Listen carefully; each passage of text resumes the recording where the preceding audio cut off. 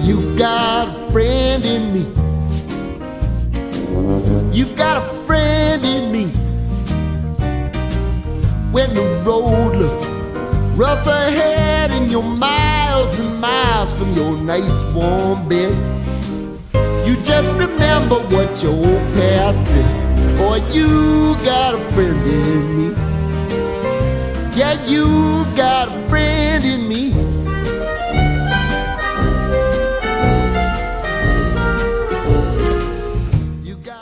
Salut les amis du Ciné Club, petite sortie cinéma, il y en aura quelques-unes cet été-ci. J'en ai 3 en tête, bien sûr, le dernier Spielberg, l'Odyssée. J'attends d'avoir des tickets pour profiter pleinement de ce grand événement en IMAX. On y reviendra sur la chaîne, sur cette fameuse salle IMAX à Bruxelles. Et aujourd'hui donc, Toy Story 5, ah bah ouais, Toy Story, moi ça me rappelle des beaux souvenirs, mais mon neveu a grandi avec, j'ai tout suivi au cinéma.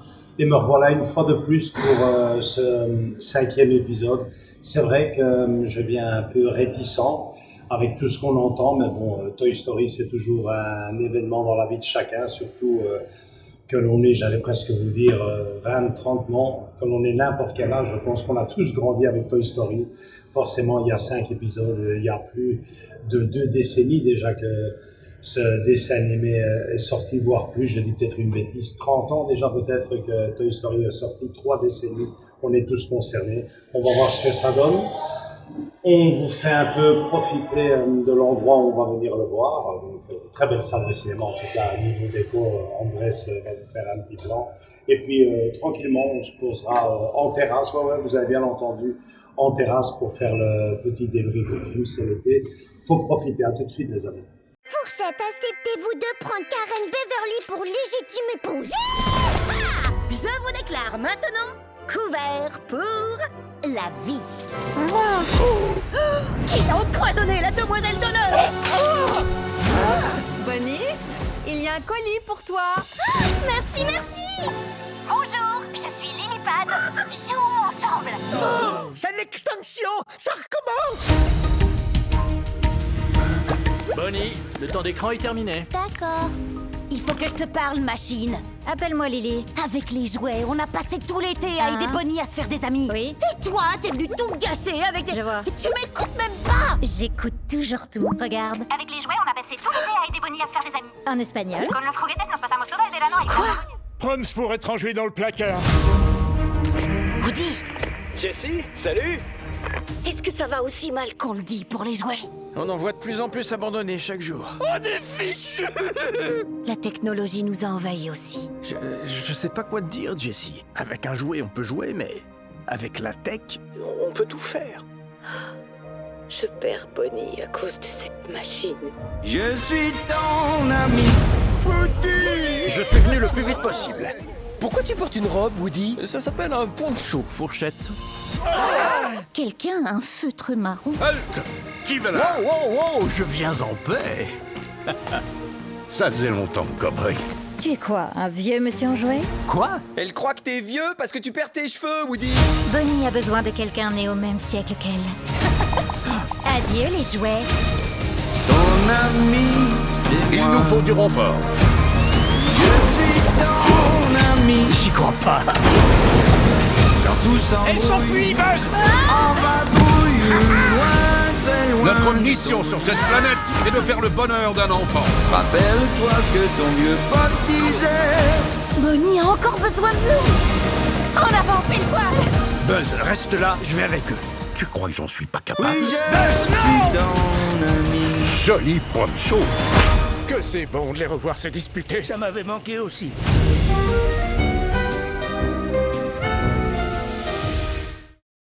Ok les amis, alors ce n'est pas Toy Story 1, ce n'est pas Toy Story 2, encore moins Toy Story 3, mais ce n'est pas non plus et surtout Toy Story 4, et ça c'est plutôt une bonne nouvelle. Salut Andrés. Oui, hello tout le monde. Alors je pense que d'entrée de jeu, on va vous le dire, on a été très agréablement surpris. Oui, je m'attendais pas du tout à ça. Du moins l'histoire beaucoup plus travaillée que le 4. On va en revenir après, mais en tout cas, j'ai accroché comme on dit. Chose que je n'avais plus fait depuis le 3, quoi. Toi qui nous disais que tu ne voulais même pas aller le voir en tant que fan de Toy Story. Voilà, je ne voulais même pas le voir parce que je vois la fameuse tablette, la tablette, j'entendais beaucoup de bonnes critiques, mais en même temps, je me dis, bon, j'ai été tellement déçu du 4, qu'est-ce que je vais aller voir le 5, quoi. Qu'est-ce qu'ils vont nous raconter? Effectivement. Bon, alors les amis, vous le voyez, un superbe cadre. On a décidé de se poser ici en terrasse, à quelques mètres de l'endroit où on réalise nos projections habituellement. C'est servi un bon rafraîchissement parce qu'avec le temps qui fait, il commence à se réchauffer. C'est reparti pour une deuxième vague de chaleur. Et donc voilà, l'endroit idéal, je pense, pour parler de ce Toy Story 5 que je craignais comme la peste. Moi aussi, je ne vais pas te le cacher, Andrés et chers amis, j'étais vraiment pas chaud à l'idée de voir cette 5e partie. Pourquoi? Parce que tout simplement, j'avais eu la mauvaise idée d'aller voir le 4, remettre le couvert maintenant. Mais bon, un petit oiseau m'a dit qu'il y avait un certain Andrew Stanton qui travaillait à la production, à la réalisation, qui était déjà là, figure-toi, dans le premier Toy Story pour donner un coup de main pour le scénario. Il convertit plus ou moins bien par les temps qui courent. C'est ce que j'ai dit. Tout ce qu'il touche dans la fameuse boîte Disney, je vais pas dire en or, mais presque. Il y a quand même. Là, quand même, il y a eu des bons trucs. On va pas développer toute l'histoire. Je vous le conseille d'aller le voir. Mais en tout cas, comme tu le dis, c'est chouette. C'est chouette que ça soit pas un truc bâclé. Voilà. Non. Moi, ce que je retiens d'entrée de jeu de ce film, c'est que justement, on se rend compte en voyant cette 5e partie de Toy Story, je le disais à l'intro, on est dedans, puisque le premier date de 1995, je pense de 95. Bon, on est en plein dedans, les amis. Il vient juste de faire 30 ans, 31 ans même. Et bon, on se dit, c'est peut-être bon. Là, les meilleures choses ont toujours une fin. Il faut arrêter avant que. Mais je me rends surtout compte, à la fin de ce film, la première chose que je me suis dite, c'est à quel point le 4 était raté. À quel point le 4 ne servait strictement à rien dans cette saga, à part à 2-3 petites babioles, comme on dit à Bruxelles, dont on revient très brièvement ici dans la 5e partie. Mais franchement, il y avait moyen de beaucoup mieux faire. On vous le disait à l'époque déjà sur la chaîne. Et là, je vous le confirme avec cette 5e partie. Parce que là, franchement, c'est ce film-là qui aurait dû être à la fin du 3. Le 3 qui est pour moi un film intouchable, immaculé dans le monde de l'animation et pas que. Je le dis souvent quand on parle avec vous dans les lives. Je le donne souvent comme exemple concernant un film traitant de la fin de l'enfance. Quel cinéma a aussi bien exprimé ce sentiment-là que Toy Story 3. Très difficile dès lors de faire une suite au-dessus de ça. À moins que l'on touche des petites choses comme on a touché là, ici dans la 4e partie. Encore plus développé. Et qui nous donne, en tout cas à lui et à moi, des idées pour même une 6e partie qui serait absolument époustouflante. Mais revenons d'abord, Andrés, sur ce que l'on a vu, ce que l'on a aimé, sur l'idée de ce scénario, de cet épilogue qui, manifestement, à moi, m'a surpris. J'ai adoré tout. L'histoire en elle-même, au premier abord, on voit qu'il y a un truc vis-à-vis de la technologie, des nouveaux enfants, enfin mes enfants à moi, donc les nouvelles générations, concernant la fameuse tablette, smartphone, le monde connecté, quoi. C'est déjà ça la base. Ça m'a un peu refroidi, au premier abord, je vais être clair. Mais quand j'ai vu que toute l'histoire, on va être clair, toute l'histoire est centrée sur la petite qui est là, la fameuse Jessie, où carrément on nous en dit plus sur elle, plus sur son vécu, plus sur l'histoire qu'elle a eue avec 16 enfants, puisqu'elle le dit si bien, elle en a eu 3.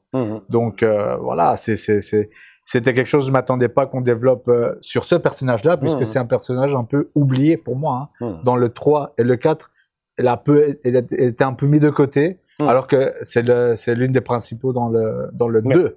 C'est super bien vu parce que quand on regarde les bandes annonces et quand on entend parler tout le monde, on ne voit rien, on soupçonne pas. On ne retient qu'une chose, la tablette, et bien sûr ce que l'on entend. Et à ce niveau-là, moi personnellement, je trouve que c'est bien, parce que je l'ai vu de mes yeux à la sortie du cinéma, je trouve que c'est bien de rappeler qu'un enfant doit jouer et ne doit pas être constamment focalisé les yeux devant un écran qui peut servir, hein, ça aussi quelque part. On nous l'apprend. On nous l'apprend à leur manière dans le film. Ce n'est pas que du mauvais, ça peut nous servir aussi, mais il ne faut pas oublier de s'évader, surtout pour un enfant, de jouer dans toutes les valeurs du terme jouer.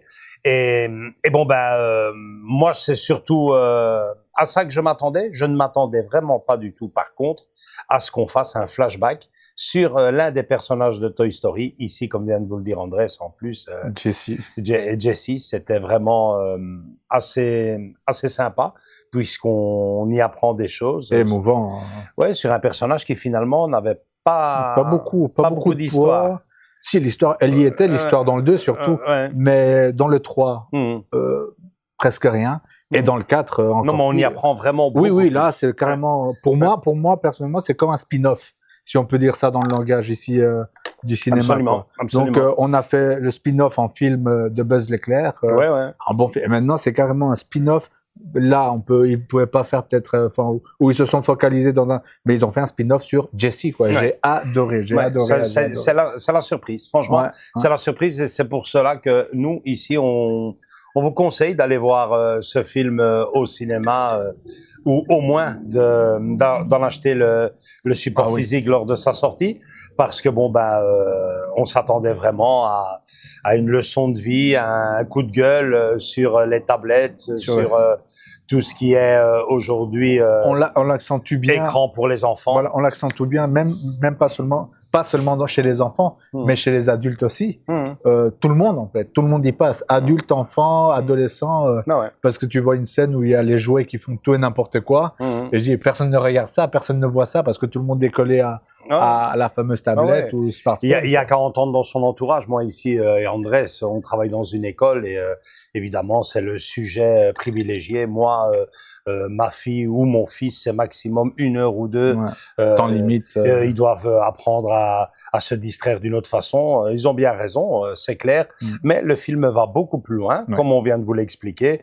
Il traite bien sûr de la jeunesse d'un des personnages du film que l'on connaît quand même depuis pas mal de temps. Et surtout, cette petite histoire nous donne bizarrement, à la sortie du cinéma, envie d'en savoir plus et à nous imaginer nous-mêmes des histoires qu'il pourrait faire et par après. Vraiment dans l'esprit de Toy Story qui est quand même toujours focalisé quand même beaucoup sur l'émotion, les sentiments, l'enfance perdue, les souvenirs, et là c'était le cas quoi. Et donc on se met à penser bêtement, Andrés et moi à la sortie, et on se dit mais franchement ça serait vraiment pas con. Le film date de 1995, 95 pour les potes français.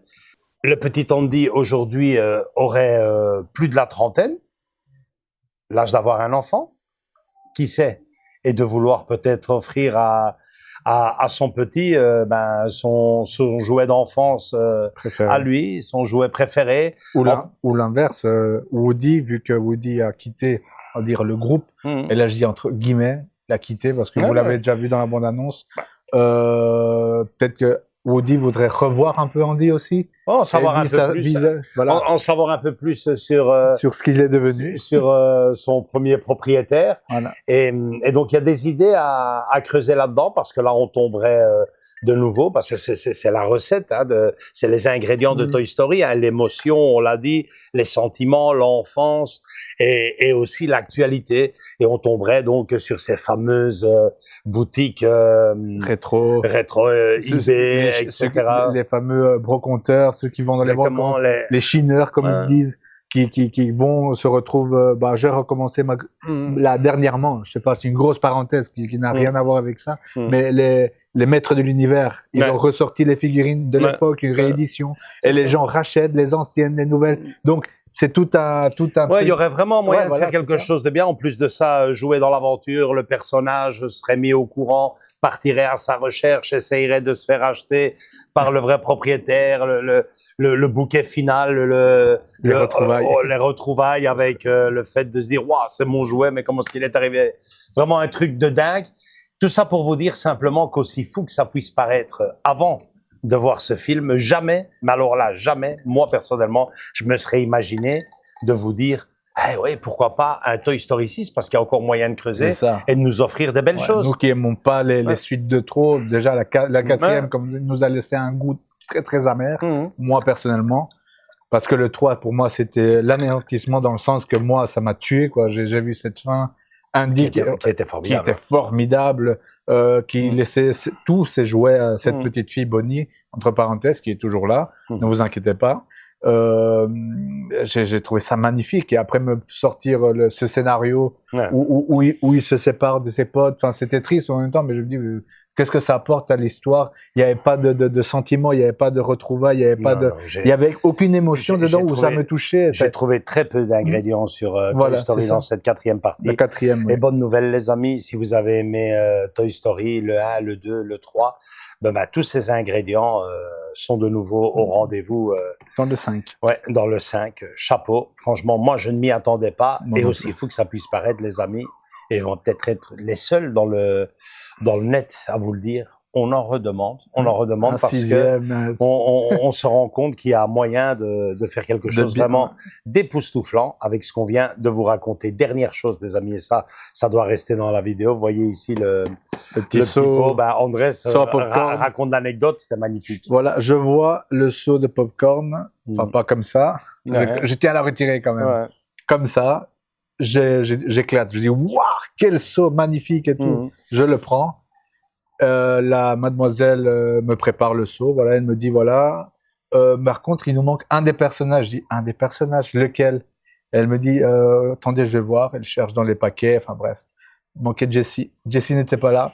À deux doigts de dire non, bah oui, voilà, je réfléchissais. Et elle me dit revenez après la séance, revenez me voir, on va voir ce qu'on fait si on vous trouve une solution pour cela. Je dis d'accord, je laisse le seau, je le prends pas. Évidemment, vous avez entendu, tout le film se focalise sur Jessie. Impossible que je m'en aille sans, quoi. Impossible. Quand elle était prête à aller à l'autre cinéma de Bruxelles, monter dans l'étage, enfin bref. Et la mademoiselle, elle a fait l'effort, elle a trouvé Jessie in extremis. Elle me dit c'est la dernière, c'est celle d'Expo, c'est magnifique. Voilà, même là, ils m'ont gâté, quoi. Ça c'est l'anecdote, la cerise sur le gâteau pour Andrés. Et moi, mon anecdote finale que j'ai vraiment adorée, il y avait une grand-mère qui sortait juste devant moi avec sa petite fille.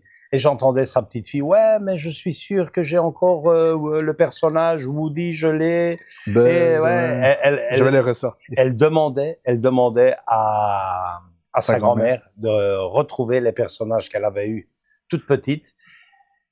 Quelque part, c'est que le film l'a touchée et c'est bien le but. Voilà les amis, bonne nouvelle, je pense que Toy Story est de retour. On ne fera pas l'unanimité dans cette vidéo parce que ce qu'on entend autour de nous, c'est du vu, c'est du revu, mais quand on a aimé tous ces bons sentiments, quand on a aimé la trilogie de Toy Story et qu'on nous en remet une petite couche de manière aussi aboutie, réfléchie, il y avait tous les ingrédients qu'il y avait dans le 1, le 2, le 3, on les a retrouvés maintenant. Et même plus. Je te disais les petits clins d'œil du premier. Il y a plusieurs scènes à d'autres sagas, notamment Small Soldiers. Magnifique. Enfin, j'ai rigolé. Il y a des moments où c'était bien pensé, c'était bien enveloppé. Moi, j'ai adoré. On vous le conseille en tout cas, moi, je vous le conseille grandement d'aller le voir et de l'acheter par après sur support physique. Je l'attends avec impatience. Donc voilà, quand on a tout ça, nous, le Ciné Club du Vendredi, on en redemande. Dernière chose, quand vous irez voir le film au cinéma, restez jusqu'à la fin du générique. Il y a une belle petite surprise qui vous attend. Je me suis bien poilé. Et puis Buzz l'éclair a de nouveaux pouvoirs. Vous allez voir, c'est génial. Allez le voir. Vite, la préco. Ouais, en parlant de nouveautés, Buzz, j'étais allé voir. Ils vendent déjà? C'est fou. On n'en dira pas plus, les amis. Voilà. Sinon, vous le verrez en vidéo peut-être. Sinon, ça serait spoilé. Oui. Nous, on est resté bouche bée quand Voilà. Voilà, les amis. Likez si vous avez aimé cette vidéo. Venez nous rejoindre dans nos différents réseaux sociaux, Facebook et Instagram.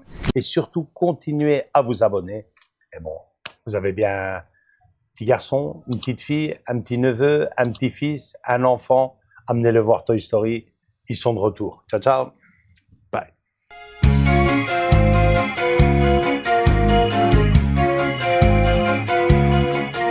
I was on top of the world, living high, it was right in my pocket. I was living the life, things were just the way they should be. Went from out of the sky like a bomb, comes some little punk in a rocket. Now all of a sudden, some strange things are happening to me. I had friends, I had lots of friends. Now all my friends are gone, and I'm doing the best I can to carry on. I had power, I was respected, but not anymore. And I've lost the love, the one whom I adore. Let me tell you about a strange things are happening to me. Strange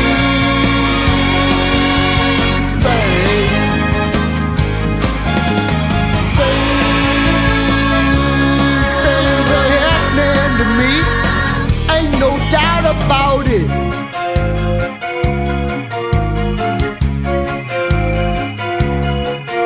You got someone you think you know well, turns out a stranger. The minute you turn your back, you're in it all by yourself. They laugh at your jokes, you think you're doing quite well, but you're in danger, boy. You end up alone, forgotten, way up on the shelf.